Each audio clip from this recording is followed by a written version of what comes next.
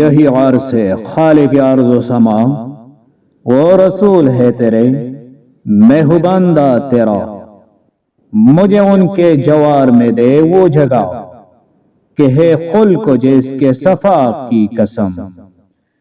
لقد جاءکم رسول من انفسکم عزیز علیہ ما عنتم حریص علیکم بالمؤمنین رؤوف الرحیم۔ بے شک تمہارے پاس تشریف لائے تم میں سے وہ رسول جن پر تمہارا مشقت میں پڑنا گراں ہے، تمہاری بلائی کے نہایت چاہنے والے، مسلمانوں پر کمال مہربان۔ حضرت عبداللہ بن عباس رضی اللہ تعالی عنہما فرماتے ہیں کہ حضرت ابو ذر غفاری رضی اللہ تعالی عنہ نے مجھے آپ نے اسلام لانے کا واقعہ سنایا۔ انہوں نے یہ بتایا کہ میں قبیلہ غفار کا ایک فرد ہوں۔ جب ہمیں رسول اللہ صلی اللہ علیہ وآلہ وسلم کے مبعوث ہونے کی خبر پہنچی تو میں نے اپنے بھائی سے کہا تم سواری لے کر اس وادی کی طرف جاؤ اور اس شخصیت کے بارے میں معلومات حاصل کرو جو اپنے نبی ہونے اور اپنے پاس آسمانی خبروں کے آنے کا دعویٰ کرتے ہیں۔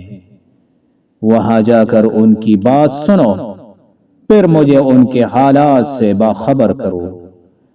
وہ رسول اللہ صلی اللہ علیہ وآلہ وسلم کی خدمت میں حاضر ہوا اور آپ سے ملاقات کر کے اور آپ کی گفتگو سن کر واپس لوٹا۔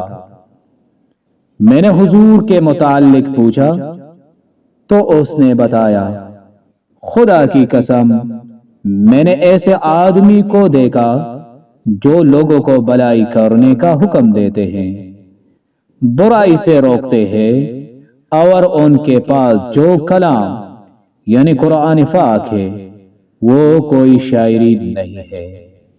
میں نے اپنے بھائی سے کہا تمہارے اس بیان سے نہ مجھے تسلی ہوئی اور نہ ہی مجھے اطمینان قلب حاصل ہوا۔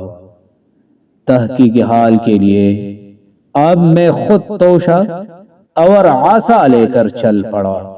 جب مکہ مکرمہ پہنچا تو چونکہ وہاں کسی سے میری کوئی جان پہچان نہ تھی اور نہ کسی سے کچھ پوچھنا مناسب نہ سمجھا، اس لیے میں مسجد میں چلا گیا اور رسول پاک صلی اللہ علیہ وآلہ وسلم کی جستجو میں رہا یہاں تک کہ رات ہو گئی اور میں لیٹ گیا۔ پھر حضرت علی رضی اللہ تعالی عنہ آئے، انہوں نے مجھے دیکھا تو سمجھ گئے کہ میں کوئی مسافر ہوں، مگر صبح تک میری ان سے کوئی بات نہ ہوئی۔ دوسرے دن میں دن بھر رسول اللہ صلی اللہ علیہ وآلہ وسلم کا منتظر رہا۔ میں آب زمزم پیتا رہا اور مسجد حرام میں حضور صلی اللہ علیہ وآلہ وسلم کا انتظار کرتا رہا۔ یہ دن بھی انتظار میں گزر گیا۔ شام کے وقت میں اپنے سونے کی جگہ آیا تو حضرت علی رضی اللہ تعالی عنہ میرے پاس سے گزرے۔ فرمایا یہ آدمی مسافر معلوم ہوتا ہے۔ میں نے جواب دیا جی ہاں میں ایک مسافر ہوں۔ انہوں نے فرمایا میرے ساتھ گھر چلو۔ میں ان کے ساتھ چلا گیا، لیکن نہ تو انہوں نے حضور کے متعلق کچھ بتایا اور نہ ہی میں نے ان سے کچھ دریافت کیا۔ جب صبح ہوئی تو میں مسجد حرام میں چلا گیا تاکہ کسی سے کچھ دریافت کروں، لیکن مجھے کوئی ایسا شخص نظر نہ آیا جو رسول اللہ صلی اللہ علیہ وآلہ وسلم کے متعلق کچھ بتاتا۔ پھر دوبارہ میری ملاقات حضرت علی سے ہوئی۔ انہوں نے کہا شاید ابھی اپنی منزل تک نہیں پہنچ سکے، آپ میرے ساتھ چلے۔ حضرت علی نے پوچھا آپ اس شہر میں کس مقصد کے تحت آئے ہیں؟ میں نے ان سے کہا میں آپ کو جو کچھ بتاؤں گا کیا آپ اس کو صیغہ راز میں رکھیں گے؟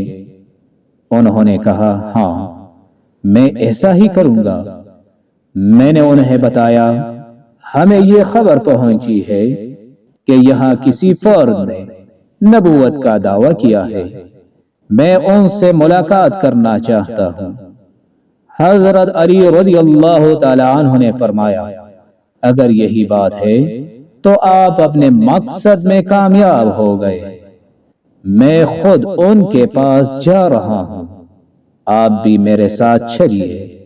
راستے میں اگر میں آپ کے لیے کوئی خطرہ محسوس کروں گا تو میں اس انداز میں کھڑا ہو جاؤں گا گویا میں اپنا جوتا درست کر رہا ہوں، اور آپ مجھ سے آگے نکل جانا۔ حضرت علی جب روانہ ہوئے تو میں بھی ان کے ساتھ چل پڑا۔ آپ ایک مکان میں داخل ہوئے اور میں بھی ان کے ساتھ بارگاہ نبوت میں حاضر ہو گیا۔ میں نے عرض کیا یا رسول اللہ مجھے مذہب اسلام سے آگاہ فرمائیے۔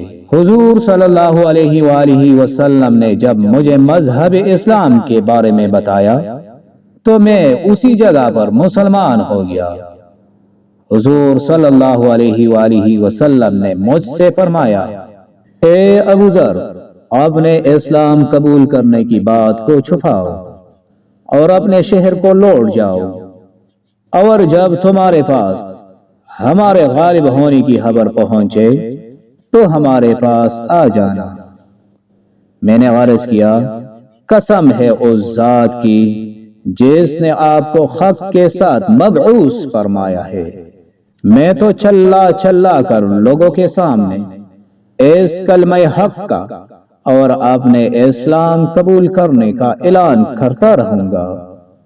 پھر وہ مسجد حرام کی طرف گئے، اہل قریش وہاں موجود تھے، وہ بلند آواز سے کہنے لگے اے قریشیو میں گواہی دیتا ہوں کہ ایک اللہ کے سوا کوئی معبود نہیں، اور میں گواہی دیتا ہوں کہ بے شک محمد صلی اللہ علیہ وآلہ وسلم اس کے بندے اور اس کے رسول ہے۔